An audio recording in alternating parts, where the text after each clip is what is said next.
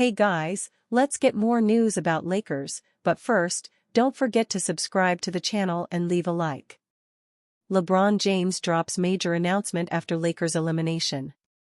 Los Angeles Lakers star LeBron James announced that he will not be attending this year's Met Gala in New York after sustaining an injury in their playoff series loss to the Minnesota Timberwolves in the first round.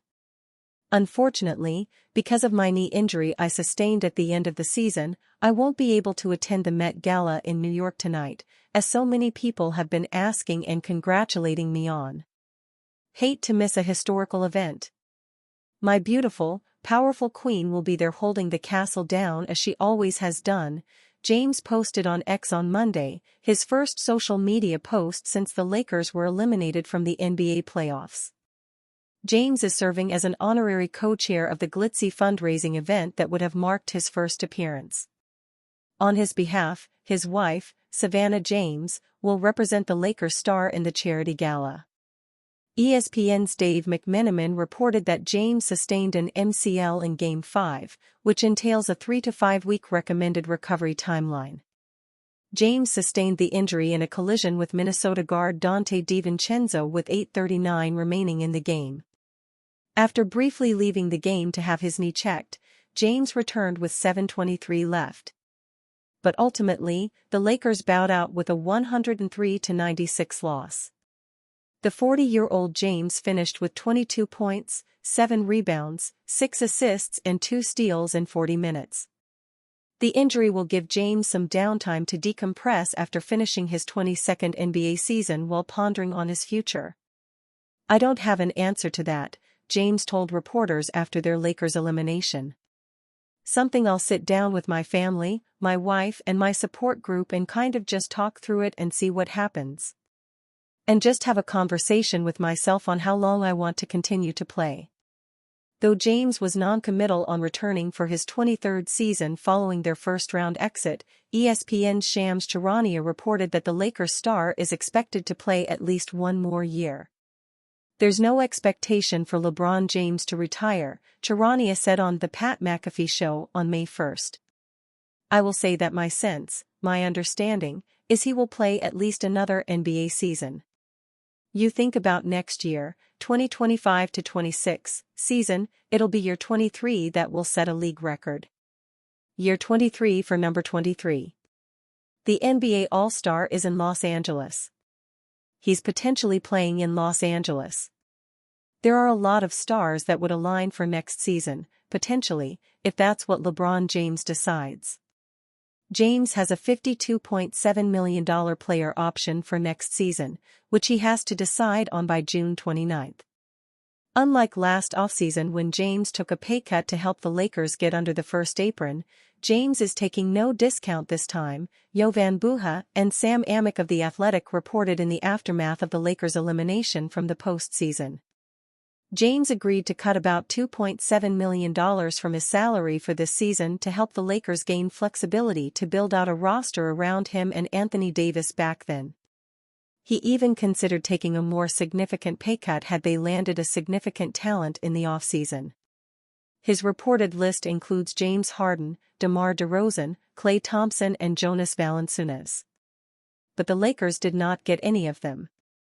Instead, the Lakers pivoted mid-season from Davis to acquire Luka Doncic in a shocking trade that ushers in a new era in Los Angeles. If James picks up his player option, the Lakers will be operating as a first-apron team and will only have the taxpayers' $5.70 mid-level exception to use to lure a free agent. The Lakers will likely go the trade route to get a significant addition this time around. Former Laker Robert Horry calls out J.J. Redick over championship shape comments. The Los Angeles Lakers were surprisingly dumped out of the 2025 NBA playoffs in 5 games in the first round by the Minnesota Timberwolves. In the aftermath, head coach J.J. Redick stated that Lakers players needed to get into championship shape in the offseason, and Robert Horry called him out for that on Nightcap. First of all, what does J.J. know about championship shape? Horry asked. Has he ever won a championship? I just want to know what is championship shape? That's all I'm asking. Do you know what championship shape is? Because, for me, when you talk about championship shape, that means you've been there, done that. Redick didn't win the national title at Duke and failed to capture an NBA championship in a 15-year career in the league, either. Horry, who won 7 NBA titles in his career, wonders what someone like that would know about being in championship shape. He also felt that this was a shot at Luka Doncic and wondered why Redick said it out loud. Here is what Redick said about Lakers players needing to be in championship shape. "I'll start with the offseason and the work that's required in an offseason to be in championship shape," Redick said. "We have a ways to go as a roster. There were individuals who were in phenomenal shape, and there were certainly other ones who could have been in better shape. That's where my mind goes immediately, is that we have to get in championship shape." Redick also added that the Lakers staff will be putting in place specific training plans for every player this offseason. "I think that's something we'll build out over the next couple of weeks with our player development coaches, our performance staff, our training staff," Redick stated. "We obviously recognize it's a long season and some guys have routines, and it's not that we're looking to completely break routines, but we do want to have a program in place for each guy so that when they come back in August, September, we can build off of that and start training camp in a really good spot conditioning-wise." The Lakers were completely outplayed in the fourth quarter in the series against the Timberwolves, getting outscored 127-85 over the 5 games. Fatigue has been pointed out as one of the reasons for that, and Redick wants all his players in top shape before training camp. Redick's comments aren't quite as scathing as one might have thought initially. You'd want the head coach to send that message to the players, but he perhaps didn't need to use the term championship shape, as that is what has led to him coming under fire from the likes of Horry.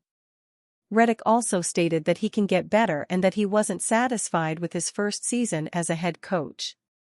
There was a lot to like about the job the 40-year-old had done during the regular season, as the Lakers went 50-32 and were the 3rd seed.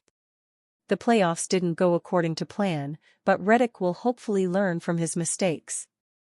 The top brass certainly hasn't lost any faith in him, as the Lakers believe in his leadership and won't be firing him.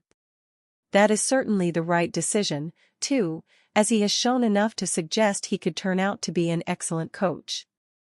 Bill Simmons makes wild Joel Embiid, Lakers trade proposal. The trade ideas are forming now that the Los Angeles Lakers are in off-season mode. Bill Simmons, however, blurted out a wild proposal involving Joel Embiid Monday. The Lakers have a roster to think about following the NBA playoffs. Simmons proposed this idea: Los Angeles sends Dorian Finney-Smith, Rui Hachimura, Gabe Vincent and Maxi Kleber to Philadelphia. "And we'll get you out of the Joel Embiid business," Simmons added with this idea. The wild part is the Lakers pull this move off without dealing Austin Reeves. The shooting guard is fresh off dropping a career-high 20.2 points per game this past season.